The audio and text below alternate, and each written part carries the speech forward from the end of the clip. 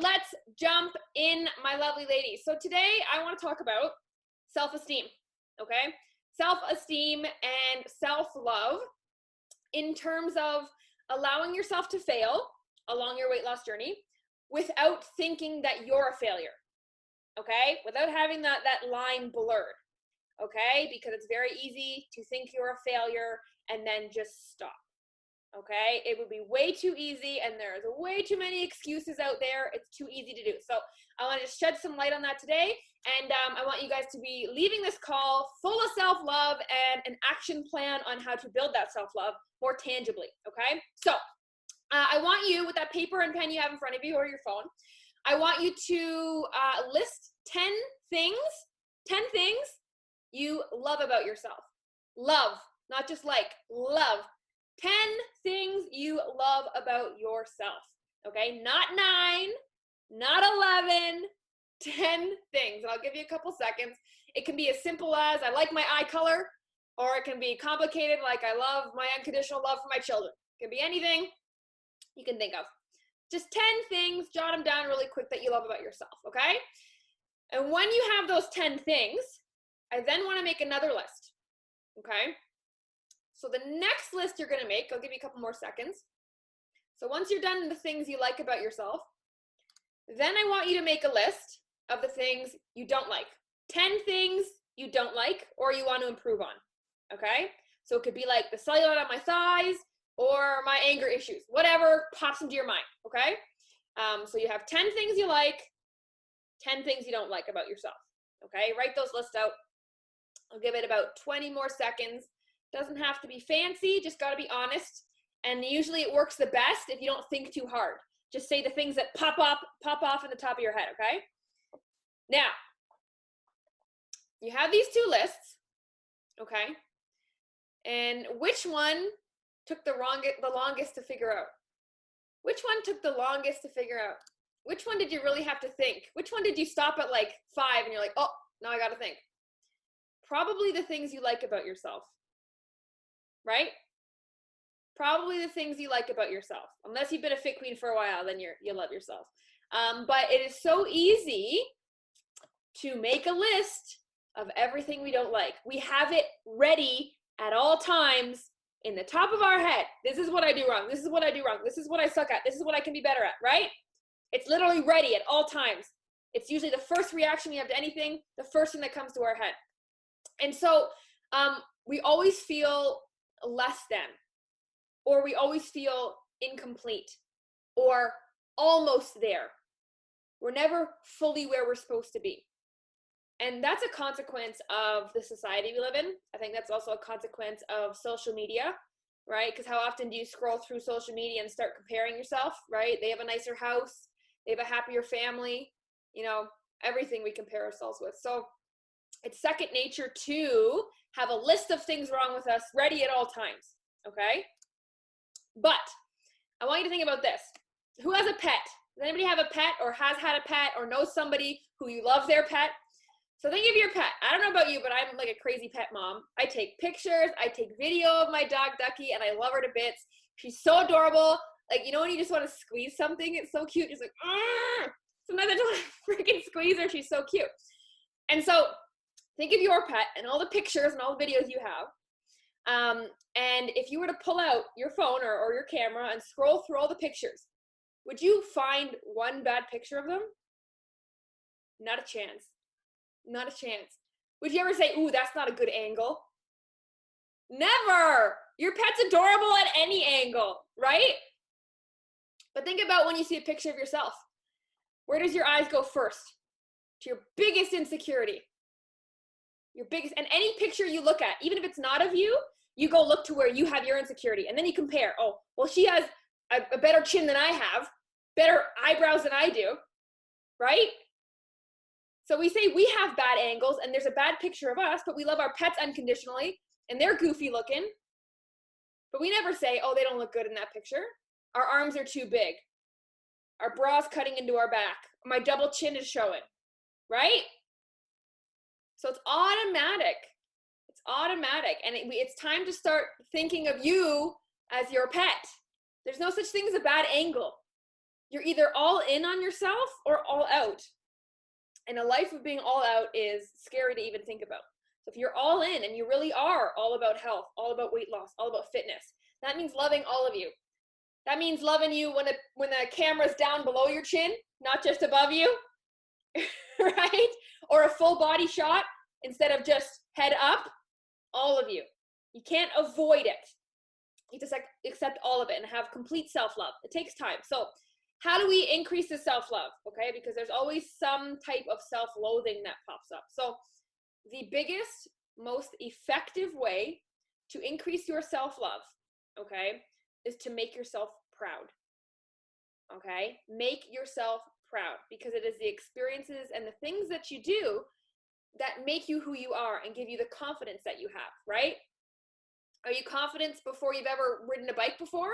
No, you're confident on your tricycle. You're not confident on the bicycle until you rode the bicycle and you're like, yeah, no problem. Now I'll never forget, right? And so it's by making yourself constantly proud that you improve your self-love. That's it. It's not about achieving the things in your brain that you think will cause self-love once you reach them, right? We all have the list in our head of, if I could have X, Y, Z, then I know I'll be happy. Then I know I'll be sexy, right? If I could just wear a bikini this summer, I'll be happy. Well, that's not how it works. You don't just randomly feel comfortable in a bikini. You got to wear the bikini now. And that's the hard part. Very hard part. Who'd want to wear a bikini now? Who'd want to go to a nude beach right now? The faces. So it's about embracing it right now. So the key to self-love is making yourself proud, okay? So how do we make ourselves proud, okay? And to make ourselves proud, it's summed up into one phrase only, okay? Effort over results. Effort over results. That's huge, ladies. That is huge. Take a second and sit with that for a second. Effort over results. Do we understand how big that is? When you approach this weight loss journey as not a success or a failure, as just, am I putting in the right amount of effort? Then you have control. You have control back. Okay? You know, a team in the NFL, they don't start their season with the goal of making it to the Super Bowl. They don't. They have no control over if they make it there or not.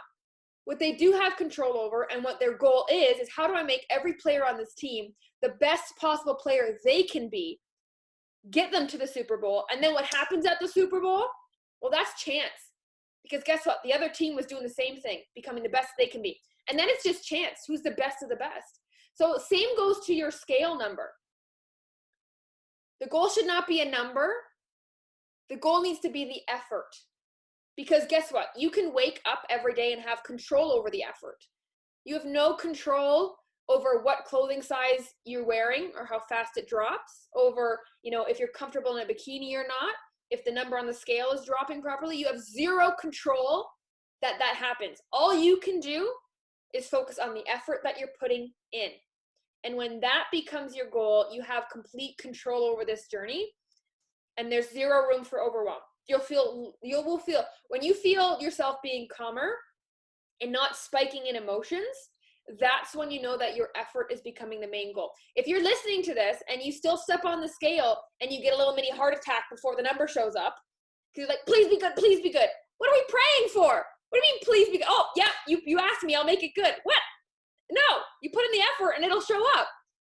You can't forget about the effort or not focus on the effort and then be like, oh, maybe it'll be good, right? That's when the overwhelm sets in and you have no certainty and you just end up hoping. I hope this week goes better. I hope my number is good. I hope I can stay strong, right? I hope I reach my number by this time. It's not about that, right? There are no successes. There are no failures, okay? There should be no huge highs and lows in emotions. Effort, effort, effort, okay? So, having said that, I want us to create a new list, okay?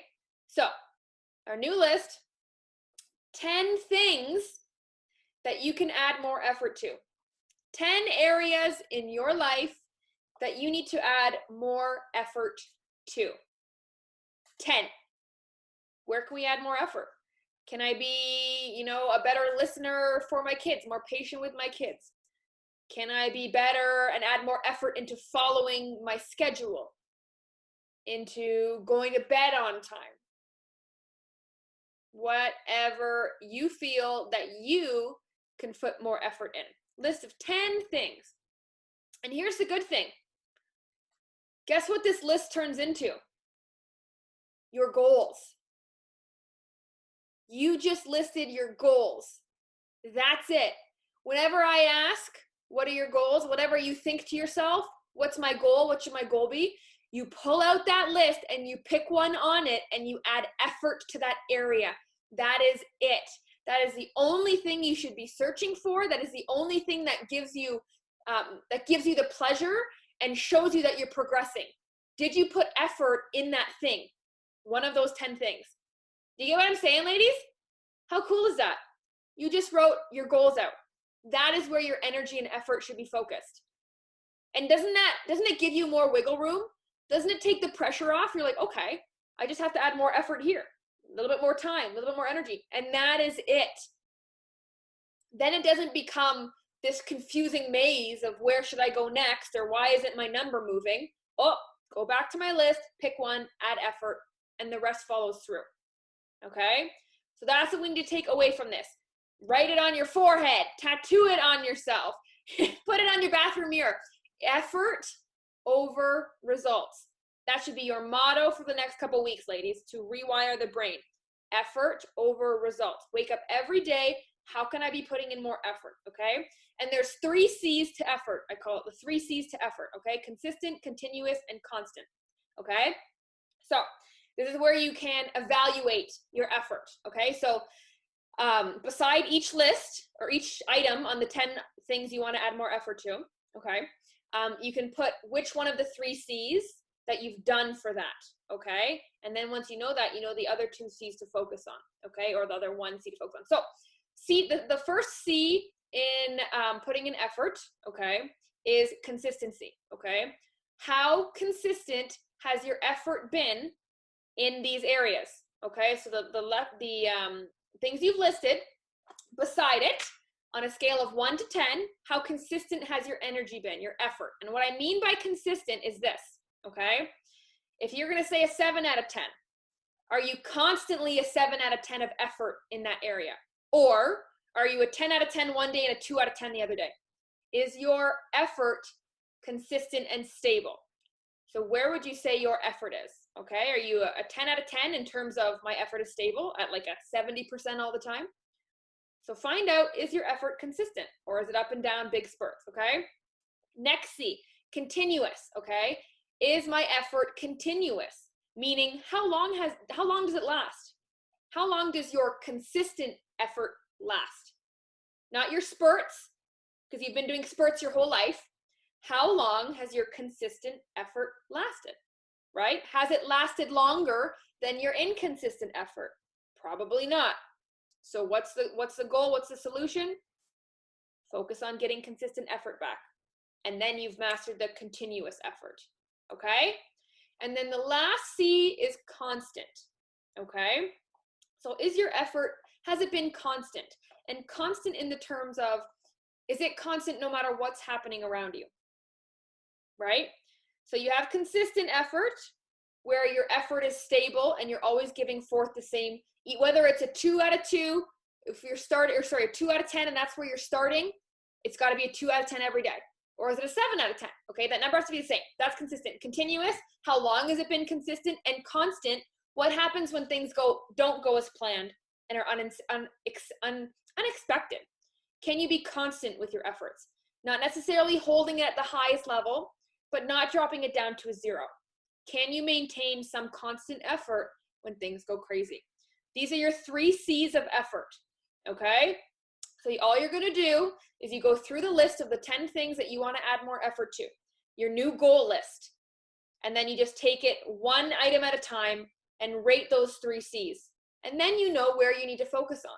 If you haven't been consistent with your effort and you go from a 10 out of 10 to a 2 out of 10 from day to day, well, then that's where you need to focus. If you've been consistent with your effort, but you haven't been doing it a long time, then the answer is just keep going. Take the pressure off of you. Stop putting a timeline on it. Okay? And if it's not, and if your effort hasn't been constant, then the goal is, okay, what are my non-negotiables when life gets crazy? What needs to get done when life gets crazy? Meal prep once a week. That's it. Whatever the non-negotiable. One thing that puts you at a 1 out of 10 instead of a 0 out of 10. Okay? And that is how you address yourself and adjust yourself as you go forward. Okay? If the number's not moving, if the measurements aren't moving, if the clothes aren't fitting looser, if your energy's not better, if your workouts aren't getting stronger, you go back to this list and you say, where have I not been putting effort? Where have I been focusing on the result instead of actually putting in the effort? And then you have all the control back and watch the magic happen. Watch the frustration go away. Watch the overwhelm goes away, because all you have to do is put effort. Be consistent, continuous, and constant with your effort in each of those 10 areas. Pick 1 or 2 that are lacking the most. That's where you start. And then as you go on your journey, you can switch it up as you go. Okay? Because as we go on our journey, different things happen in life. We forget about one thing or something else becomes more important, and then we just interchange it. As long as we're always focusing on usually 2 of those things at the same time, you're going to see results. Okay? But the result is not the goal. The effort is the goal. And that way, you're not rushing to an end either. You're not waiting for a cheat day. You're not waiting for a vacation. We're not waiting for a wedding to look good. Like, we're not waiting for these things anymore. You just put in the effort, and you enjoy putting in the effort, right?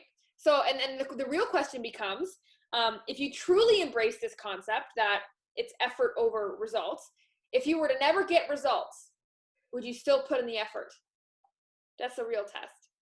And the answer should be yes. But it takes a long time to believe that. If you weren't going to get any effort, or if you weren't going to get any more results from right now, would you still try? Would you still wake up and work on that list of 10? Hell yeah, I would. I would, because it's what the effort turns you into. It's the skills the effort teaches you. That's what's worth it. Right? If we spend our life fast forwarding to just a few good moments, fast forward to looking good at the wedding, fast forward to looking good on vacation, fast forward to feeling good in a bikini, then you're missing the point, and you're always going to be disappointed. Because I don't know about you ladies, but when I had the 70 pounds on me, I pictured what life would be without the weight, right? And I was like, what would my day-to-day life look like without the weight? And I'm like, I'd wake up, I'd work out, I'd feel good, I wouldn't obsess over food, I'd enjoy drinks on the weekend. Like, I had this idea, and I'm like, oh my God, I can do that today. Why am I waiting? Why am I waiting? And one fit queen messaged me, I think it was a couple weeks ago, and this is exactly what I was getting at.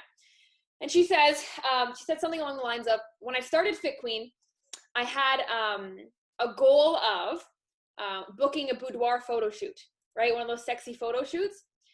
She wanted to book a boudoir photo shoot when she reached her goal weight. And as she went along this journey, and the number wasn't moving the way she wanted, it was slower than expected, and guess what she did? She booked the photo shoot anyway. Because why are you waiting? What does that mean? What does that do? You can always do another one later. Why are we waiting? Do everything you want to do now. Put the effort in now, and you'll reap the rewards later.